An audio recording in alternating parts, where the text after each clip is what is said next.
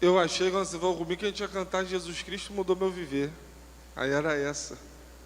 Hã? Eu também pensei.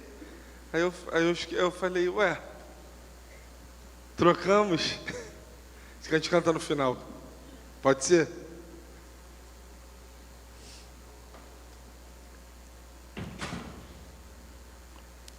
Tá vivo aí, né, Valério? Glória a Deus. Romanos capítulo 10. Quem achou diz amém. Quem é que trouxe a Bíblia aí? Deixa eu ver sua Bíblia. Cadê? Deixa eu ver. Crente vem para a igreja com Bíblia, irmão. Você não está indo para uma festa, não. Você está indo para a igreja. Aí você traz Bíblia, entendeu? Tem que trazer sua Bíblia. Pastor, eu leio a Bíblia no celular. Você pode ler, não tem pecado nenhum nisso. Mas você precisa ter uma Bíblia. Você precisa ter uma Bíblia onde você estuda, onde você anota. Você precisa, tá? Domingo que vem você traz sua Bíblia, que já está empoeirada lá, você traz para a igreja. Vamos ler Romanos 10. Diz assim: irmãos, o desejo do meu coração e a oração a Deus por Israel é para que eles sejam salvos. Porque eu lhes dou testemunho de que eles têm zelo de Deus, mas não segundo conhecimento. Porque ignorando a justiça de Deus e procurando estabelecer a sua própria justiça, não se sujeitaram à justiça de Deus. Porque Cristo é o fim da lei para a justiça de todo aquele que crê. Porque Moisés descreve a justiça que é pela lei. O homem que faz essas coisas viverá por elas. Mas a justiça que é pela fé diz assim: não digas em teu coração, quem subirá aos céus, isto é, para fazer Cristo descer, ou quem descerá ao abismo, isto é, para fazer Cristo subir dentre os mortos. Mas o que diz, a palavra está junto de ti, na tua boca e no teu coração. Esta é a palavra da fé que nós pregamos. Se confessares com a tua boca o Senhor Jesus e creres em teu coração que Deus o ressuscitou dentre os mortos, tu serás salvo. Porque com o coração o homem crê para a justiça e com a boca faz confissão para a salvação. Porque a Escritura diz: todo aquele que nele crê não será envergonhado. Porque não há diferença entre judeu e grego, pois o mesmo Senhor de todos é rico para com todos os que o invocam. Porque todo aquele que invocar o nome do Senhor será salvo. Como então eles invocarão aquele em quem não creram? E como eles crerão naquele de quem não ouviram? E como eles ouvirão se não há quem pregue? E como eles pregarão se não forem enviados? Como está escrito: quão formosos são os pés do que pregam o evangelho da paz, dos que trazem boas notícias de boas coisas. Mas nem todos obedeceram ao evangelho, pois Isaías diz: Senhor, quem creu na nossa notícia? Assim então a fé vem pelo ouvir e ouvir a palavra de Deus. Mas eu digo, eles não ouviram? Sim, verdadeiramente o seu som saiu por toda a terra e as suas palavras até os confins do mundo. Mas eu digo, Israel não soube?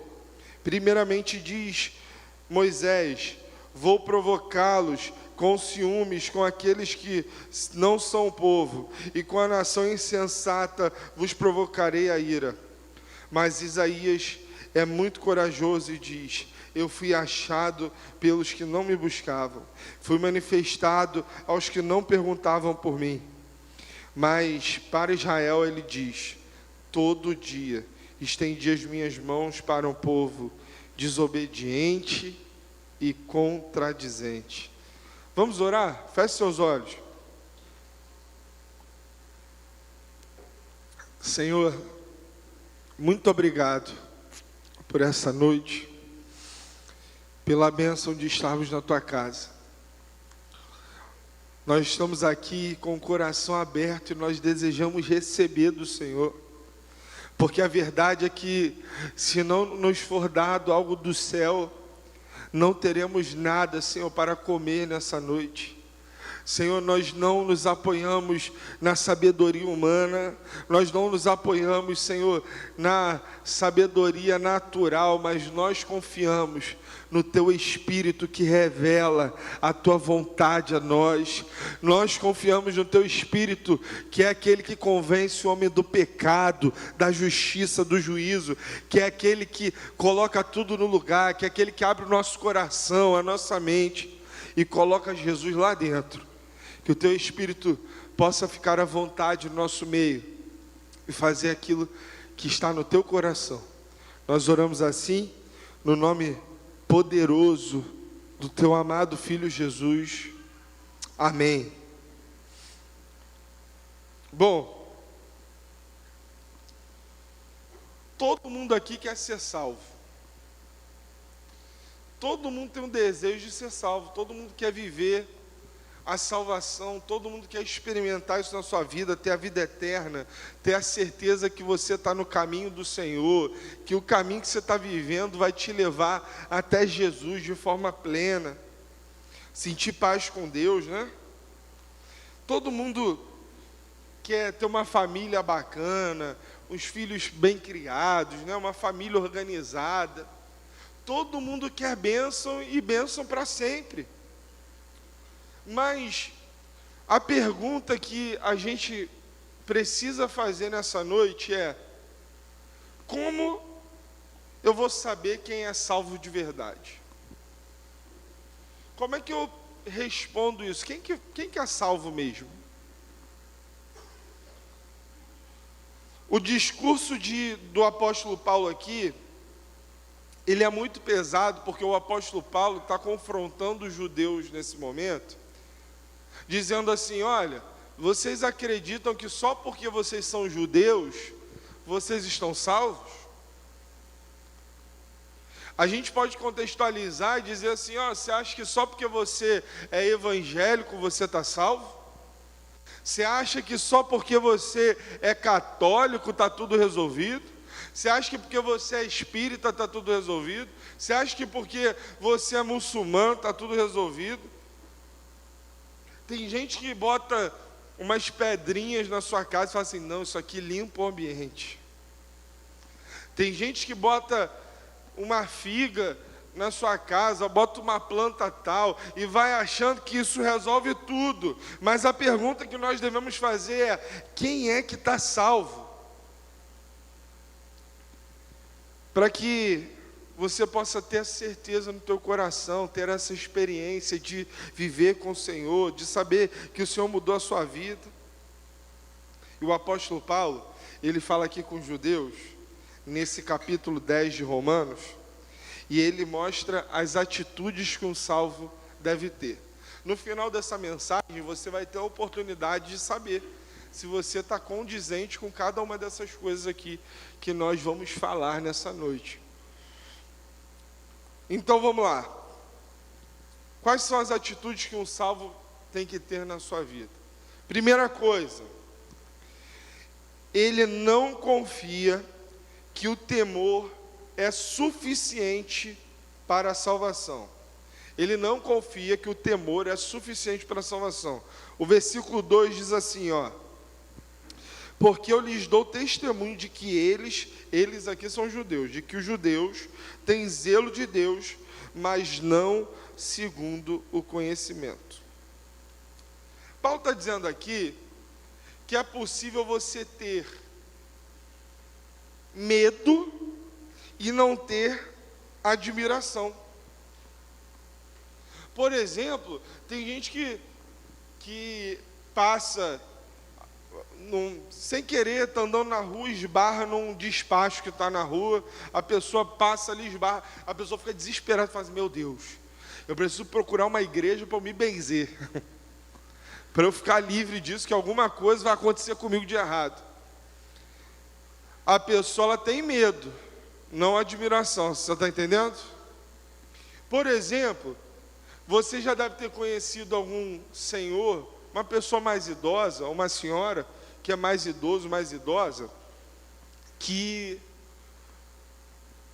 você conhece ele, e às vezes eles tá falando uma coisa que não é uma coisa bacana, muito legal, e aí você, por respeito, mas não por admiração, você tolera algumas coisas que estão sendo faladas, algumas coisas que estão sendo ditas ali, você tolera, porque você tem respeito. Você fala assim, não, já tem idade, né? Ou seja, é possível eu ter medo, eu ter respeito de algo, sem admirar. Qual a diferença disso? O medo é aquilo que você sente assim, não, Deus pode me castigar.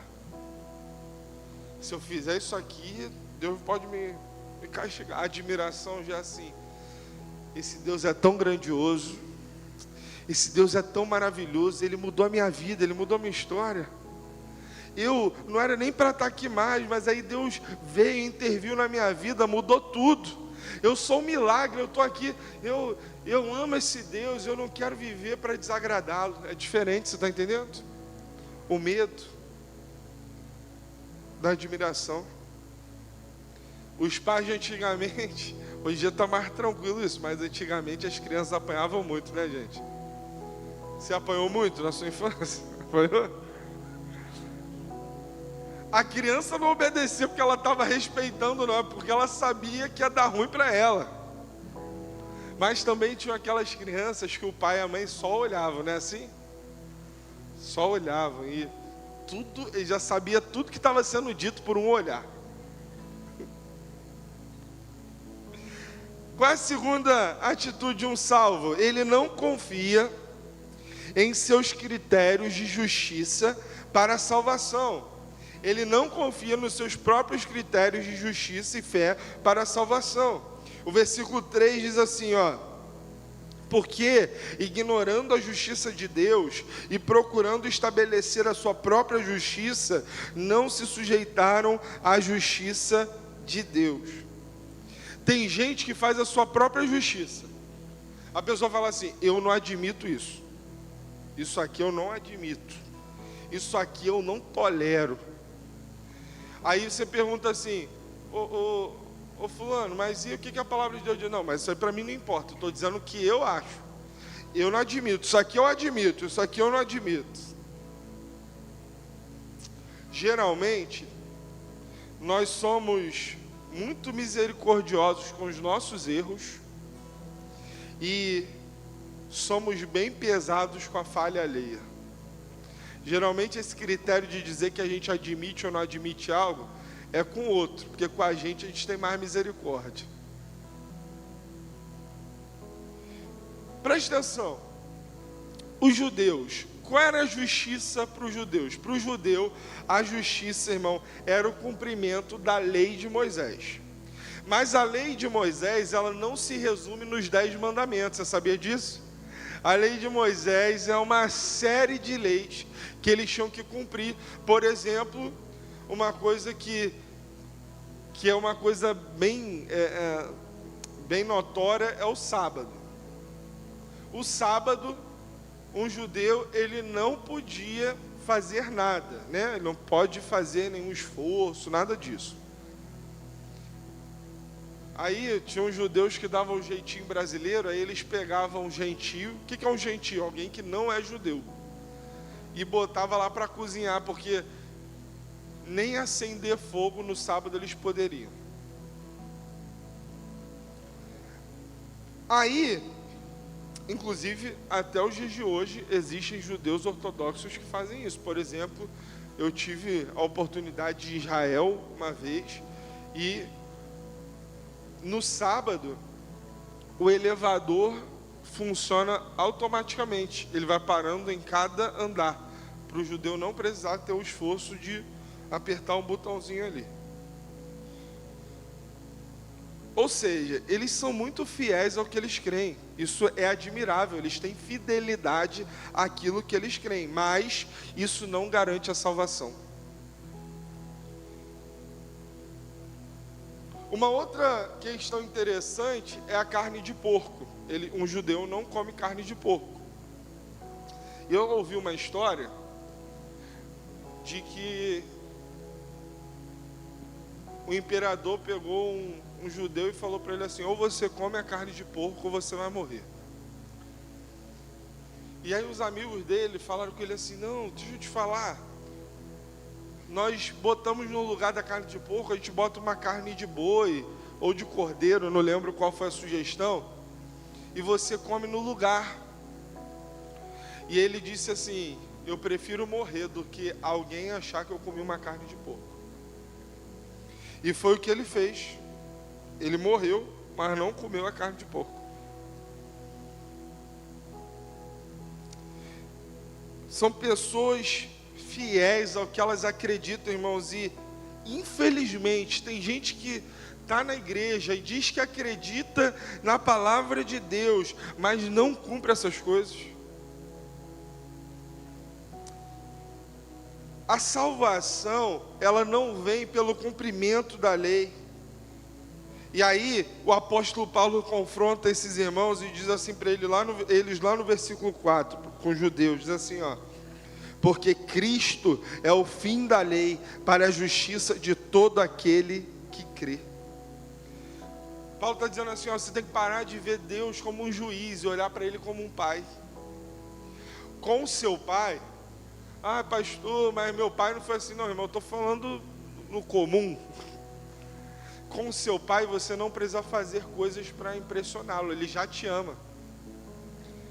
Você pode fazer uma coisa errada, seu pai vai te amar do mesmo jeito. Você pode fazer uma coisa certa, o seu pai vai te amar do mesmo jeito.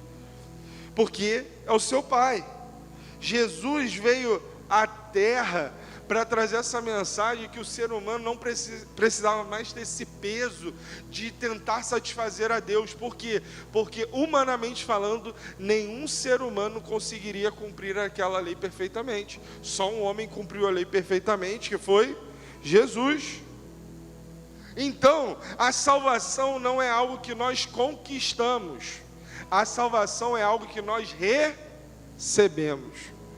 Porque nenhum ser humano aqui teria qualificação para agradar a Deus suficientemente, para cumprir a lei por completo a fim de ganhar salvação. Isso nós recebemos de graça, presente de Deus.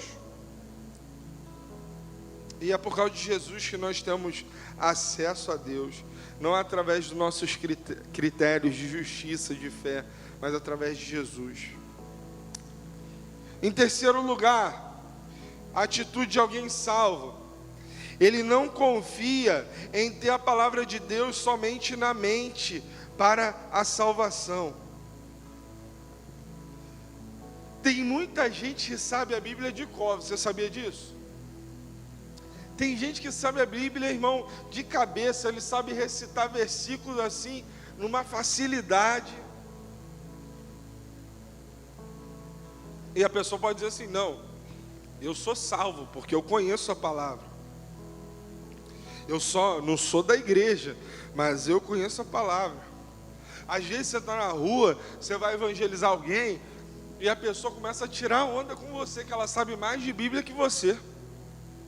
E diz assim para você, você é crente mesmo? Porque a Bíblia diz isso no livro tal, no capítulo tal, e começa a recitar tudo aquilo ali. Tinha um apresentador muito inteligente que já faleceu, o Jô Soares, em muitas das suas entrevistas, ele citava a Bíblia.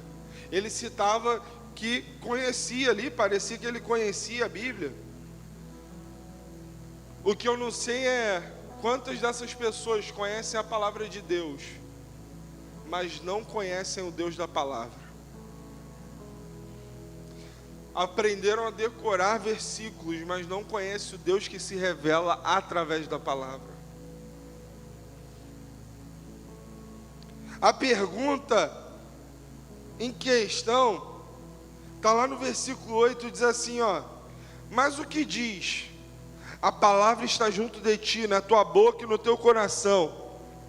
Esta é a palavra da fé que nós pregamos. Paulo está dizendo assim para eles, Ó, vocês têm a palavra na boca. Vocês sabem falar da palavra de uma forma tranquila. Vocês só não praticam. A palavra está no seu discurso, mas não está no teu coração. Será, irmãos, que nós estamos vivendo uma vida em que a palavra de Deus brota do nosso olhar? Será que quando alguém para e olha para você, a pessoa diz assim: meu irmão, isso aí é cheio de Jesus? Quando alguém olha para você, a pessoa vê o que? Inveja, mentira, engano, malícia. Ou a pessoa olha para você e fala assim: caramba, esse cara aí, a palavra de Deus moldou ele. Ele era de um jeito, não é mais. Ele era de uma forma e não é mais. A palavra moldou ele. Eu contei de manhã que eu estava vindo para a igreja e eu peguei um elevador e encontrei uma senhora no elevador, que de vez em quando já encontrei umas 2 vezes. E nunca falamos nada desse sentido, né? E aí hoje, quando estava descendo, aí eu perguntei para ela assim: você está indo para a igreja? Aí ela falou: eu tô. Eu falei: de qual igreja você é? Ela falou: sou da Assembleia de Deus em tal lugar. Eu falei: glória a Deus. Ela: é bom servir a Deus, né, meu filho? Eu falei: é isso mesmo. E aí eu disse para ela: eu sou da igreja Bate Atitude, ali no Meia. Ela falou: eu sei, uma perto da Caixa Econômica. Eu falei: é ali mesmo. Pensa numa que está sem letreiro. Você passar ali, é ela que está sem nada. E aí a gente ficou conversando e ela disse para mim: você sabe que desde o primeiro dia que eu te vi, eu vi uma luz em você? Eu falei: glória a Deus, minha irmã. Glória a Deus. Em Atos capítulo 4, Pedro e João, eles estavam no Sinédrio. E eles estavam sendo apertados ali por causa da cura de um homem. E aqueles religiosos começaram a falar para eles: que história é essa? Que vocês estão falando de Jesus aí, que Jesus faz tudo isso, que Jesus curou. Vocês estão querendo oferecer uma nova mensagem. E aí eles disseram assim: ó, vocês vão morrer se vocês continuarem falando de Jesus, hein? Aí Pedro e João falaram assim: olha, estou entendendo o que vocês estão falando, mas nós não podemos parar de falar daquilo que temos visto e ouvido. Aí esses homens, que eram uma corte religiosa, eles deixaram Pedro e João e foram se reunir, e eles falaram assim: rapaz, não tem jeito, esses caras estiveram com Jesus mesmo, hein? Você vê ali que eles estiveram com esse Jesus. A minha pergunta para você não é hoje não, hoje fica tranquilo, mas amanhã, na segunda-feira, quem encontrar com você vai saber que você esteve com Jesus? Quem encontrar com você vai saber que você esteve com Jesus na sua rua, no seu trabalho, no elevador, onde você estuda. Vão saber que você esteve com Jesus no teu olhar, na tua vida, no que sai de você. Eu vi uma história linda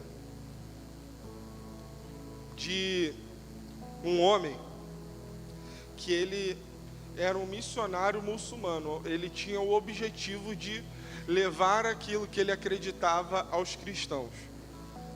E ele se programou para ir para o Sudão para poder fazer esse ato de trazer os cristãos para a fé deles, né? E ele teve uma brilhante ideia. Ele falou assim: antes de eu ir, eu vou querer saber o que esses caras pensam, então vou ler a Bíblia. E aí ele começou a ler a Bíblia e começou a ler Mateus. E Mateus capítulo 5, 6 e 7 conta o maior sermão da história. Você lembra qual é? O sermão da montanha, ou do monte, né? E ele começou a ser bombardeado por aquelas mensagens de Jesus, porque Jesus diz: ó, bendiz quem está te amaldiçoando, ama quem te persegue.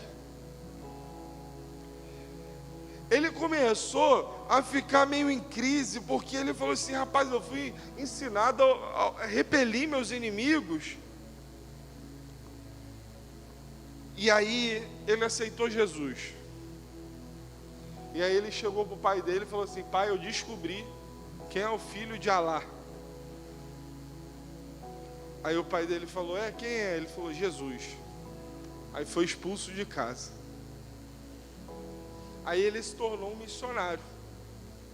Quando eu vi essa história, que já tem muito tempo, ele já tinha se mudado para 27 países a fim de pregar o evangelho. E ele estava num país onde ele estava sofrendo perseguição, e uma pessoa do Brasil começou a dizer para ele: fulano, nós vamos te trazer para o Brasil, nós vamos trazer você para o Brasil para que você possa, ficar mais tranquilo, lá você vai poder falar de Jesus, mas aí você não vai ficar com esse medo, porque aí onde você está, está com risco de perseguição. Ele disse: não, eu não posso sair daqui, porque eu estou falando de Jesus aqui. Aí o cara falou para ele: mas rapaz, você vai morrer se você continuar aqui. E a resposta dele para aquele homem foi: eu já morri. Eu já morri. Agora eu quero viver a vida que Deus tem para mim, porque para o meu velho homem eu já morri. Meu irmão, aí o cara continuou dizendo para ele assim: mas fulano, se no Brasil você vai ter liberdade. Aí ele respondeu assim: os piores cristãos que eu conheço, eles têm liberdade, eu tenho medo da liberdade. Eu prefiro viver aqui na perseguição. Será, irmãos, que a nossa liberdade está enfraquecendo a nossa fé? Será que o fato de que você pode acordar como você acordou hoje, se arrumar com calma, deixar a comida pronta e falar assim: eu vou para a igreja, eu vou adorar o Senhor, eu vou estar lá com os irmãos, eu vou receber uma palavra, será que isso enfraquece a nossa fé? Porque tem hora que eu escuto as pessoas conversando comigo e elas falam de buscar a Deus como se fosse uma escolha assim: hoje eu vou comer arroz ou macarrão? Eu estou, pastor, não sei. Irmão, deixa eu te falar, buscar Jesus não é decisão que você vai comer, não. Buscar Jesus é para você ficar vivo. Buscar Jesus é essencial. Se você não buscar, irmão, já era. Se você não for cheio dele, você vai ser cheio de quê?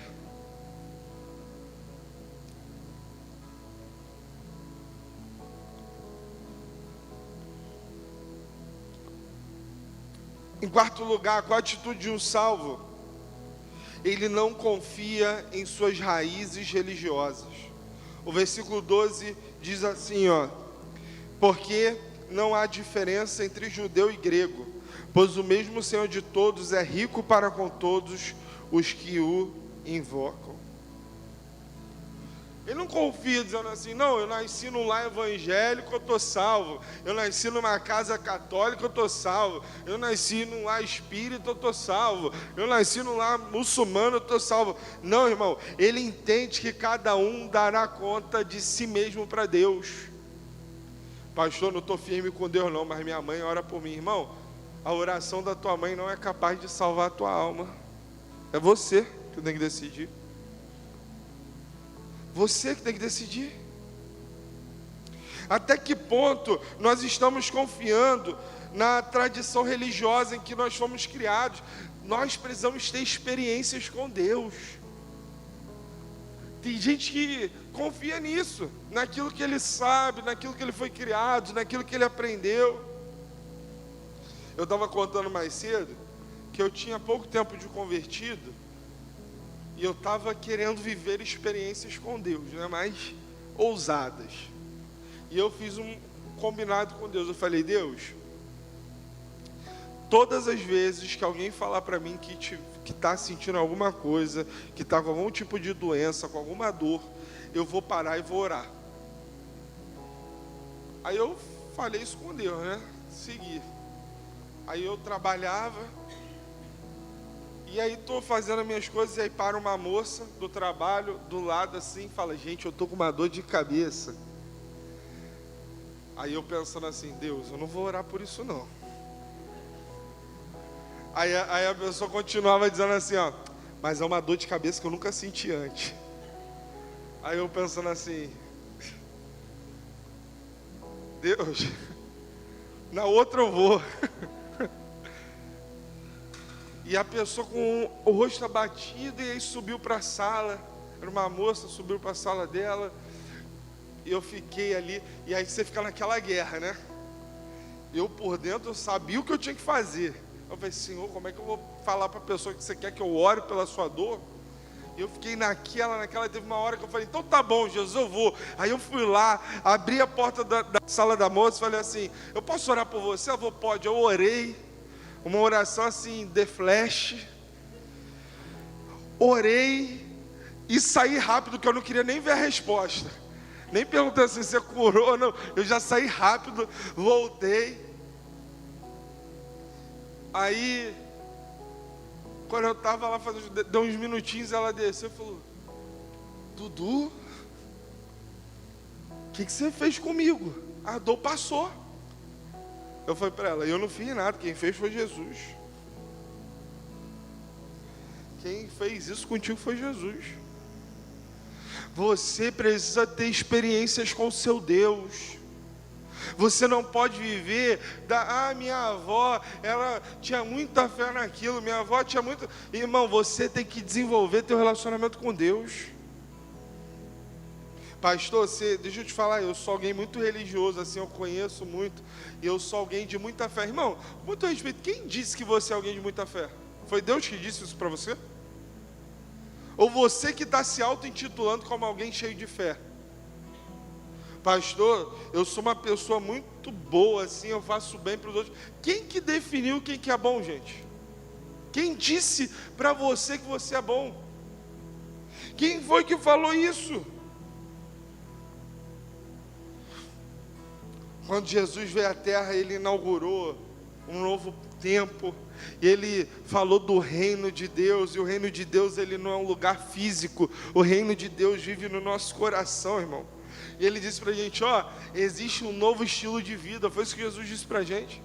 Vocês podem viver com liberdade em Deus. Vocês podem se achegar em Deus. Você não pode dizer, pastor, de vez em quando eu vou lá naquela igreja, na igreja Batia Atitude, que tem ali no Meia. Eu vou lá de vez em quando, eu até gosto. Dou uma ofertinha lá. Deixa eu te falar, isso não muda a tua vida em nada, irmão. Você tem que confiar em Deus suficientemente para saber que Ele pode mudar a sua vida. Quinta atitude de alguém que é salvo. Ele invocou e confessou a Jesus para a sua salvação. O versículo 9 diz assim, se confessares com a tua boca o Senhor Jesus e creres em teu coração que Deus o ressuscitou dentre os mortos, tu serás salvo. Invocar, irmão, eu vou dar um exemplo que eu dei no primeiro culto, da palavra invocar. Pensa comigo que você está numa festa. Aí você foi para uma festa, a festa assim, 2h da tarde, aí você falou assim, vou nem almoçar. Vou chegar lá na festa, vou meter bronca. Aí você vai para a festa, aquela fome assim que você está já passando mal ali. Aí, o garçom começa a passar. Ele passa por você 1, 2, 3, 4, 5 vezes. Você começa a olhar a festa, está todo mundo comendo. Todo mundo com um cestinho ali de salgadinho. Todo mundo comendo uma coxinha, uma bolinha de queijo. Todo mundo comendo aquela coisa. Aí você começa a falar assim com o garçom, opa, ô amigo, você pode trazer aqui? Aí você começa a falar assim, né? Opa, tudo bem? Mas aí parece que o negócio vira pessoal, porque o garçom passa por você com passo largo, irmão. Começa a virar pessoal o negócio. Você fala assim, rapaz, esse cara aqui tá com pinimba comigo aqui, cara. Aí você começa a pensar assim, rapaz, eu trouxe um presente caro para essa festa. Não comi nada. Porque festa boa, irmão, deixa eu te falar, festa boa Você que decora a festa, pode ficar tudo lindo, mas festa boa é festa que você come muito, sim ou não? Você pergunta a pessoa, a festa foi boa? A pessoa diz assim, se ela não comeu, a festa é linda, mas se ela não comeu, ela vira para você, tinha pouca comida, né? É ou não é? Festa boa era festa de antigamente, aqueles pedação de bolo, não é? A tua tia falava, vai lá em casa, é só um bolinho, não é festa não. Chegava lá, cachorro quente à beça, né? Torta salgada, coisa boa, né? Aí, você tá ali na festa, e aí você começa a perceber que o cara não está passando. E aí tem uma hora que você começa a ficar invocado. Aí é o momento onde você invoca o garçom. E aí você fala, meu amigo, eu também sou filho de Deus aqui, pô. Você está passando aqui toda hora, não serve um salgadinho pra gente? Um refrigerante. Você está entendendo qual é a diferença de invocar, irmão? Você podia chamar o garçom. Isso aqui você não faz não, né? Você não paga esse mico na festa não, né? Não, aqui não tem isso não, né? Graças a Deus. Tem gente que fala com Deus assim, Deus, então Deus, se o Senhor der para o Senhor me salvar aí, se der para o Senhor me ajudar, entendeu? Eu estou vivendo a minha vida aqui do meu jeito, entendeu? Eu gosto das minhas coisas. Se o Senhor conseguir me ajudar assim, eu gosto de dinheiro, eu gosto de mulher, eu gosto de cachaça. Mas se o Senhor quiser aí me ajudar, se eu estiver de bobeira aí, o Senhor me ajuda, entendeu? Irmão, não é salvo alguém que fala desse jeito, nem alguém que vem para a igreja e faz uma petiçãozinha forreca para Deus. Você precisa aprender a invocar o nome do Senhor. O texto diz, todo aquele que invocar o nome do Senhor. É quando você diz para Deus, você invoca o Senhor na sua vida e você fala, Senhor, eu sou um pecador, Senhor, eu sou um homem falho, Senhor, minha vida está assim. Senhor, eu estou com um buraco no meu peito. Senhor, eu não estou sabendo o que eu tenho que fazer agora. Parece que está tudo dando errado. Ah, Senhor, eu estou assim, mostrando para os outros que eu estou bem, mas por dentro o Senhor sabe como é que eu estou. Eu estou que nem aquele general Naamã, que tinha uma farda bonita, mas dentro da sua farda ele tinha lepra. Olha para mim, Senhor, tem misericórdia de mim. Olha para a minha vida, vê se eu estou vivendo a tua vontade, vê se eu estou vivendo os teus planos, vê se eu estou caminhando de acordo com o que o Senhor quer. Muda a minha história, Senhor. O texto diz, aquele que invocar e confessar que Jesus ressuscitou. Deixa eu te falar, Jesus não foi um mártir, não. Um mártir é alguém que morre por uma causa. Porque Jesus morreu não só pela causa dele, mas ele também ressuscitou, irmão. Aí, preste atenção. A ressurreição, ela é o fato mais importante da história.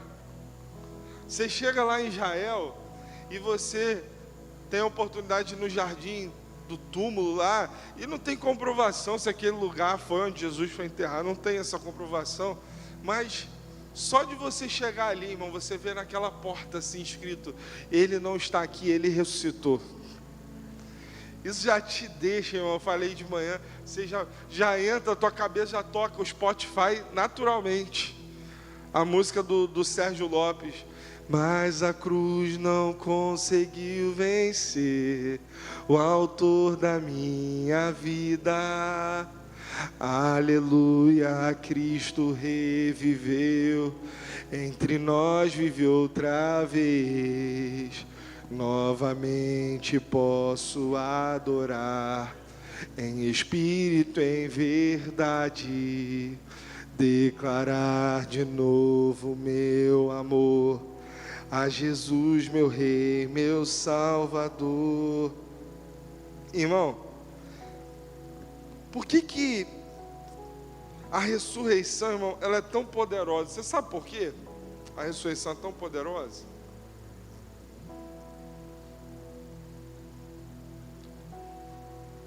Jesus, ele chamou alguns homens para andar do seu lado.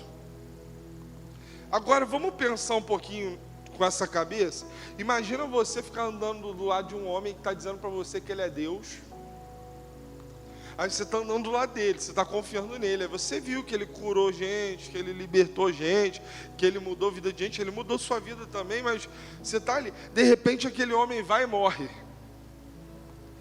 Aí morre o primeiro dia. Irmão, imagina 3 anos da tua rotina, você fica andando com Jesus, de repente ele morre. Eu imagino que o primeiro dia que Jesus morreu, eles devem ter ficado pensando: rapaz, o que a gente vai fazer agora? O segundo dia, o terceiro, irmão, alguns deles voltaram para pescar, voltaram para a sua antiga vida, ficaram desesperançosos, pensaram que Jesus tinha morrido. Tinha uns caras assim, um Tomé da vida, todo melancólico, sabe? Só acredito se eu ver. Aí existe um gap dos caras que estavam voltando para a sua vida, que estavam desanimados. Existe esse gap para os caras que morreram pelo Evangelho. E você precisa concordar comigo que dar a sua vida por alguma coisa tem que ser uma coisa que vale muito a pena, sim ou não? Ninguém entrega a sua vida à toa. Justamente a gente pensa até o contrário. Quando você, principalmente você que tem pai, filho, adolescente, jovem, você fala: ó, vai achando que são seus amigos, se der problema, sai todo mundo correndo e te deixa lá. É assim ou não é? Porque o método natural do ser humano é salvar a sua vida, é um instinto de sobrevivência. Mas os apóstolos, eles foram morrendo. O último a morrer foi o apóstolo João, que escreveu o Apocalipse na ilha de Patmos. E quando ele escreveu o Apocalipse, os apóstolos tinham todos morrido. O único apóstolo que não morreu, porque alguém o matou, foi o apóstolo João. E tentaram, hein? Segundo a história, conta-se que tentaram envenenar ele, não deu certo. Tentaram jogar ele dentro de um óleo fervendo para matar ele, nada aconteceu com ele. Aí você vai descobrindo que, historicamente, um apóstolo foi morto com a cabeça decepada, o outro crucificado de cabeça para baixo, o outro partido ao meio. Aí você fica olhando ali e fala assim: rapaz, o que faz esses caras que antes estavam desesperados, voltando para a sua vida antiga, de repente, eles agora pensam assim: agora eu vou dar minha vida por essa causa, porque nem Jesus estava mais lá, Jesus já tinha subido aos céus. Tem uma coisa que fica nesse meio do caminho, essa coisa é: eles viram Jesus ressurreto.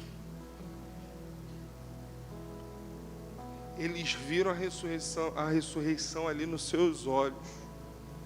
Se você na sua vida não encontrar o Jesus ressurreto, você nunca vai ter uma experiência verdadeira com Ele. Se você não encontrar o Jesus ressuscitado, se você nunca orar para ver os milagres de Deus, você vai ser católico, evangélico, espírita, você vai ser tudo. Você só não vai ter Jesus como Senhor da sua vida. O nosso Jesus, Ele não está pregado numa cruz, Ele ressuscitou. Quando você olha, irmão, o Jesus lá na cruz, assim, tem umas fotos, umas imagens, você olha assim e fala: esse Jesus eu não quero servir não, ele está muito derrotado. Jesus não é daquele jeito, aquele ali foi uma fase, foi um momento, Ele ressuscitou.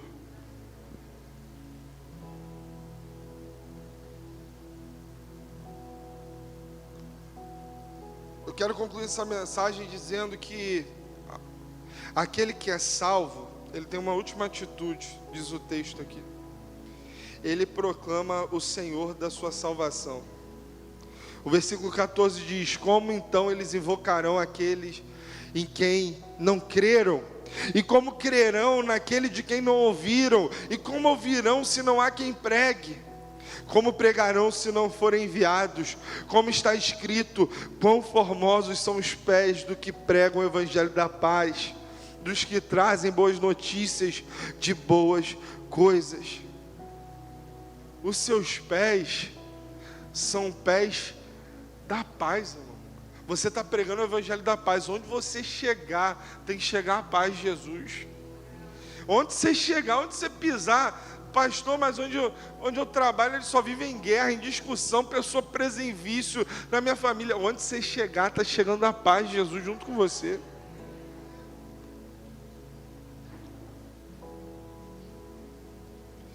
Eu creio que não pode deixar de falar de Jesus alguém que o conheceu um dia. Eu creio que alguém que foi alcançado por tamanha presença, alguém que foi alcançado por tamanho amor, assim, por tamanha presença soberana desse Deus, é alguém, e ficar calado, eu acho isso esquisito. Talvez você está aqui hoje porque alguém insistiu muito para você estar aqui. E você fala assim, pastor, deixa eu te falar uma coisa, esse pessoal quando vai para a igreja é chato demais, hein? Que eles estão tentando levar a gente para a igreja, pastor, aí é chato. Eu só quero te explicar uma coisa. Tudo que é bom, que a gente experimenta de bom, a gente tenta levar as pessoas que a gente ama para experimentar também. Se alguém fala de Jesus para você, é porque essa pessoa te ama. Eu dei um exemplo aqui mais cedo, para a gente conseguir tipificar isso. Por exemplo, você já comeu num lugar ruim, irmão? Comida é ruim, atendimento é ruim, já aconteceu com você? Já? Aí você fala assim, eu nunca mais boto meu pé aqui. Eu fui num restaurante esses dias, fui no aniversário, era um restaurante japonês, eu estava com uma vontade de comer comida japonesa. Eu estava aguado, cheguei lá, irmão, não tinha lugar para sentar. Aí eu fiquei em pé no aniversário. Deu 1h, 1h30 e não tinha lugar para sentar. Aí foi vagando mesa. A gente falou, poxa, mas a gente está aqui no aniversário. Não, eu sei que de repente no segundo andar uma moça passou mal, desmaiou. Ainda tive que ajudar a moça a descer do segundo andar. Que o pessoal é esquisito, a moça desmaiada, ninguém se levanta para ajudar não, irmão. Todo mundo comendo. Falei, você quer ajuda? Eu fui lá, ajudei. Eu sei que eu fiquei 2 horas lá em pé e não comi nada. E eu disse assim, eu nunca mais piso meu pé aqui. Eu estava chateado. E geralmente você fala para as pessoas assim, ó. Quando alguém fala assim, rapaz, vou lá naquele restaurante, você fala assim, cara, não vai não, é ruim demais lá. A comida é ruim, o atendimento é ruim, não vai não. Mas existe o contrário. Eu, por exemplo, fui num restaurante também, no aniversário, e esse restaurante é famoso por servir um prato chamado carbonara. Não sei se você já comeu. Esse carbonara é um macarrão que ele é feito num queijo desse tamanho assim, irmão. Aí ele taca o macarrão lá, vai com maçarico assim, lá rodando aquele negócio lá no queijo. Só que ele tem uma particularidade, ele vem com uma gema de ovo crua, quando eles servem o prato. Eu falava assim, nunca que eu vou comer isso, comer ovo cru, que ovo tem cheiro forte, né, gente? Eu comer ovo cru não tá não. E aí eu estava no aniversário, o pessoal começou a dizer para mim, come, pastor, porque isso é muito bom. Eu falei, rapaz, quer saber? Vou viver essa experiência. Primeiro momento, quando botaram um prato de comida na minha mesa, já subiu um cheiro maravilhoso. Não subiu um cheiro ruim não, irmão. Subiu um cheiro maravilhoso mesmo. Um cheiro assim, eu falei, rapaz, isso aqui não é comida normal não. Você via mistura de tempero ali, um cheiro maravilhoso. Eu falei, rapaz, se o cheiro fizer jus ao gosto, eu estou feito. Aí você mistura, né, o ovo ali, porque tá quente, tem toda uma explicação aí, tá? Você mistura porque tá quente, os caras fazendo maçarico, aí o ovo dá uma cozinhadinha ali. E, irmão, aí eu comi, pensa um negócio gostoso, que não tinha gosto de ovo não, era gostoso mesmo. Aí foi tão bom aquilo, que no dia seguinte que eu pisei nessa igreja, quem eu via falava: rapaz, você tem que ir lá comer. Pastor, não gosta de ovo, vai lá comer, que é bom demais, pode comer. Se você parou para falar comigo, eu contei desse macarrão para você comer. Por quê? Porque foi uma experiência tão boa. Eu não sei se todo carbonara é bom, tá, gente? Estou falando de um restaurante específico, que eu não vou falar o nome aqui, porque eles não estão pagando nada, né? Mas esse lugar é muito bom. Ou seja, algo que foi tão bom de experimentar, eu queria que todo mundo fosse comer também, fosse viver aquilo também. E eu creio que com Jesus, lógico que mal comparando, mas eu creio que com Jesus é a mesma coisa, gente. Quando você experimenta essa coisa tão boa que é Jesus, você não consegue guardar isso só para você. Se você, irmão, não fala para ninguém de Jesus como Senhor e Salvador, se isso não é uma prática da sua vida, das duas uma. Ou você não foi salvo, ou você não entendeu a grandiosidade da salvação.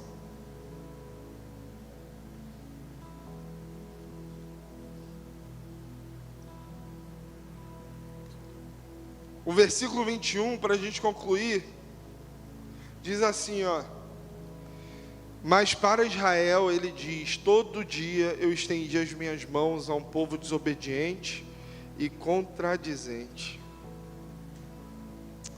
Desobediente porque eles queriam fazer a sua própria justiça e não a justiça de Deus. Eles queriam fazer a sua vontade, aquilo que eles achavam certo. E contradizente, por quê? Porque eles até sabiam da palavra, mas não viviam. Pastor, mas quando Jesus voltar, eu vou dar um monte de explicação para ele, ele vai me entender. Deixa eu te falar uma coisa, do fundo do meu coração. Quando Jesus voltar, irmão, você que está aqui ouvindo essa mensagem, você será indesculpável. Porque você está ouvindo aqui sobre a salvação. Eu poderia ter pregado para vocês aqui sobre maneiras de enriquecer segundo a Bíblia, porque a Bíblia dá muito argumento para isso. Eu poderia ter pregado para você como ser um líder exponencial na sua empresa, no seu trabalho, porque a Bíblia dá muita ferramenta para isso, mas eu quero dizer para você que você não veio aqui hoje para ouvir isso, você veio ouvir hoje sobre salvação. Você é salvo, irmão? Você é salvo? Pastor, não sei se eu sou não, hein? Eu estou em dúvida, porque assim, eu confio em umas coisas. Às vezes eu acho que Jesus não é só o suficiente, eu preciso de outras coisas também. Pastor, não sei se eu sou salvo não, porque eu já até falei que Jesus, eu confio em Jesus toda a minha vida, mas eu nunca vivi assim não. Eu nunca mudei a rota da minha vida. Eu até falo isso, mas eu não confio nisso de todo o meu coração. Se você hoje quer ter a certeza da sua salvação, se você hoje quer receber esse Jesus no seu coração, você pode fazer isso agora, orando comigo. Eu queria pedir para que toda a igreja nesse momento curvasse a cabeça e fechasse os olhos, porque nós vamos fazer uma oração. Nós vamos entregar a nossa vida a Jesus.